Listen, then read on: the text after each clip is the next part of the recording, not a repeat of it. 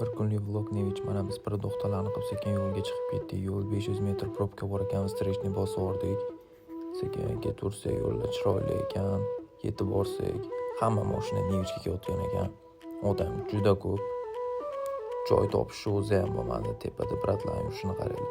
Sharshara bor deb eshitib qoldim. Sharsharaga ketayotgandim. Yo'lda o'zinglar eshitishingiz mumkin. Nevich.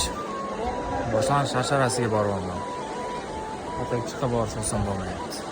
Qarasam bratlar fotosessiya qotgan ekan. Bratlar meni ham olib qo'yasizlarmi dedim. Chotki fotosessiyalar bu videolar ishladik. Mashina o'tga chiqishi o'zi bo'lmadi. Qanchalik balandligini qaraylik.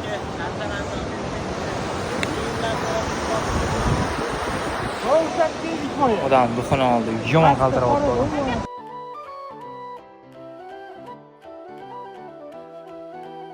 Shu o'zigacha 2 kilometr, 3 kilometr yurib qo'ydim, lekin Sharsharani topa olmadim.